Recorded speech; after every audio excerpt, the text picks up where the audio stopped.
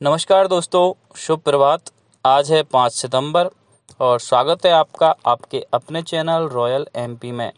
यहाँ पर आप सुनते हैं मध्य प्रदेश की सभी महत्वपूर्ण खबरों की शुरुआत करते हैं मुख्य समाचारों से।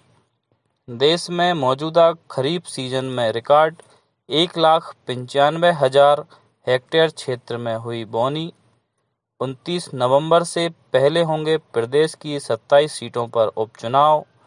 राज्य में कल से चलेंगी बसें, 4 और विशेष ट्रेनों का भी होगा संचालन।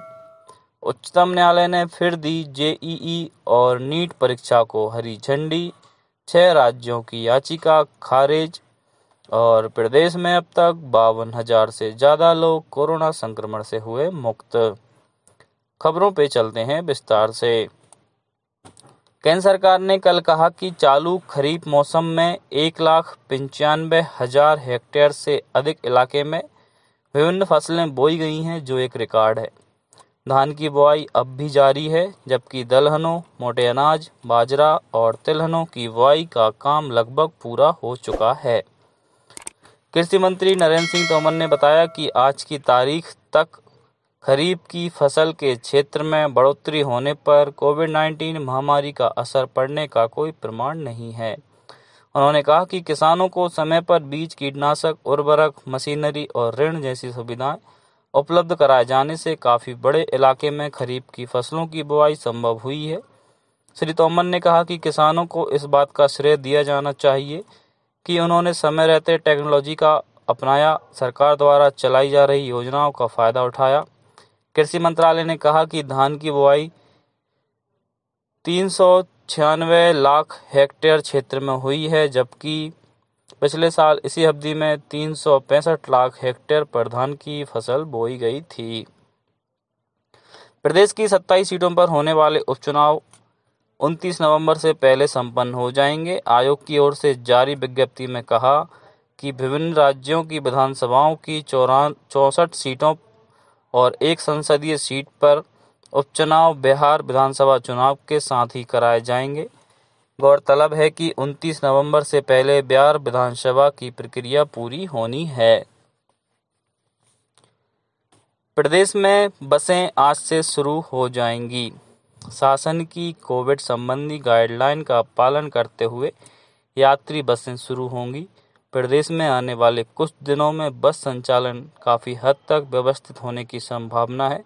बस स्टैंड पर सैनिटाइजर उपलब्ध रहेगा, टेम्परेचर मापा जाएगा, मास्क के बिना यात्रा नहीं करने दी जाएगी। मध्य प्रदेश बस ओनर्स एसोसिएशन ने कल सागर में पत्रकार वार्ता में जानकारी दी। एसोसिएशन के प्रदेश कार्यकारी अध्यक्ष संतोष पांडे ने बताया कि सरकार ने अगस्त तक का टैक्स माफ किया है। वहीं किराया बढ़ाने को लेकर सोमवार तक स्थिति स्पष्ट हो जाएगी। पश्चिम मध्य रेलवे ने यात्रियों की सुविधा के लिए भोपाल के हबीबगंज स्टेशन से रीवा के बीच चलने वाले विशेष ट्रेन का संचालन कल से करने का फैसला किया है। ये ट्रेन भोपाल से रात 10 बजे रवाना होगी, वहीं रीवा से रात 8:05 पर प्रस्थान करेगी। इसके अलावा जबलपुर से भोपाल होते हुए इंदौर के लिए भी आज से ट्रेन चलाई जाएगी। उधर जबलपुर के मदन महल स्टेशन से रीवा के बीच भी आज से विशेष ट्रेन का संचालन होगा। मदन महल स्टेशन से ही सिंगरौली के बीच स्पेशल ट्रेन आज से चलाई जाएगी। आदिवासी बाहुल्य उमरिया जिले की जिला जल और स्वच्छता समिति के द्वारा गोवर्धन योजना के अंतर्गत जनपद पंचायत मानपुर की ग्राम पंचायत बड़ार का चयन किया गया है। उच्चतम न्यायालय ने कल दूसरी बार कोरोना के कारण इंजीनियरिंग संयुक्त प्रवेश परीक्षा, जेईई और मेडिकल प्रवेश परीक्षा, राष्ट्रीय पात्रता सह प्रवेश परीक्षा नीट को स्थगित करने के अनुरोध को खारिज कर दिया है। 6 विपक्षी दल शासित राज्यों ने उच्चतम न्यायालय के पहले दिए गए आदेश की समीक्षा करने और परीक्षाएं स्थगित करने का आग्रह किया था। इधर प्रदेश में जेईई की परीक्षाएं चल रही हैं। राज्य सरकारों द्वारा परीक्षार्थियों को परिवहन सेवा उपलब्ध कराई जा रही है। अनूपपुर से संवाददाता ने बताया कि 26 परीक्षार्थी कल शासकीय वाहन से परीक्षा के लिए रवाना हुए। उधर उमरिया में छात्राओं को दल को विधायक शिवनारायण और कलेक्टर संजीव श्रीवास्तव ने हरी झंडी दिखाकर रवाना किया। गुना में 2 मिनी बस और 2 कारों से 21 छात्र गंतव्य के लिए रवाना हुए। प्रदेश में कोरोना संक्रमितों की कुल संख्या 70,000 के करीब पहुंच गई है। वहीं 52,000 से ज़्यादा लोग अब तक स्वस्थ हो चुके हैं। राजधानी भोपाल में कल 182 नए मरीजों का पता चला, जिससे जिले में कुल मरीजों की संख्या 11,447 हो गई। वहीं इनमें से 9,316 स्वस्थ हो चुके हैं। अशोकनगर से संवाददाता ने बताया कि जिले में कल 8 नए मरीजों के मिलने से संक्रमितों की संख्या 246 हो गई है। नीमच में 16 मरीजों के स्वस्थ होने पर उन्हें अस्पताल से छुट्टी दी गई।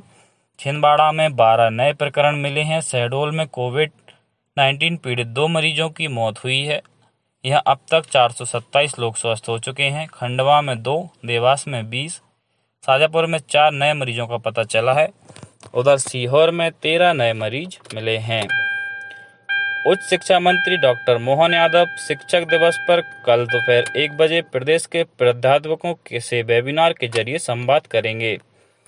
इस विशेष आयोजन में मंत्री डॉक्टर यादव उच्च शिक्षा की चुनौतियों के साथ नई शिक्षा नीति को लेकर भी प्राध्यापकों से बात करेंगे। नई शिक्षा नीति में विद्यार्थियों के सर्वांगीण विकास के साथ आत्मनिर्भरता, कौशल विकास, भारतीय मूल्यों और आदर्शों जैसे कई बहुउपयोगी विषयों का समावेश किया गया है। उधर हर वर्ष 5 सितंबर को शिक्षकों के सम्मान में यह दिन मनाया जाता है। शिक्षकों ने यह सम्मान अपने काम से अर्जित किया है। कोरोना संक्रमण के इस दौर में भी शिक्षक पीछे नहीं है। शिक्षकों ने कोरोना संक्रमण के दौर में भी छात्रों के पूरे अध्ययन का ध्यान रखा है। मुख्यमंत्री शिवराज सिंह चौहान ने कल सीहोर और रायसेन जिलों में बाढ़ से प्रभावित फसलों का जायजा लिया।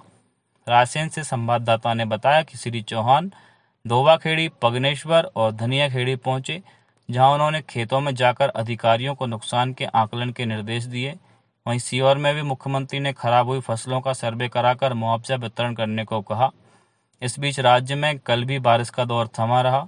मौसम विभाग ने सागर, जबलपुर, भोपाल, ग्वालियर, चंबल, होशंगाबाद, रीवा संभागों में कुछ स्थानों पर गरज चमक के साथ बौछारें पड़ने की संभावना जताई है। अंत में मुख्य समाचार एक बार फिर। देश में मौजूदा खरीफ सीजन में रिकॉर्ड 1,095 लाख हेक्टेयर क्षेत्र में हुई बोनी। 29 नवंबर से पहले होंगे प्रदेश की 27 सीटों पर उपचुनाव। राज्य में आज से चलेंगी बसें और विशेष ट्रेनों का भी होगा संचालन। उच्चतम न्यायालय ने फिर दी जेईई और नीट परीक्षा को हरी झंडी। 6 राज्यों की याचिका खारिज। और प्रदेश में अब तक 52,000 से ज्यादा लोग कोरोना संक्रमण से हुए मुक्त। तो आज की खबरों में इतना ही। कल मिलते हैं। धन्यवाद।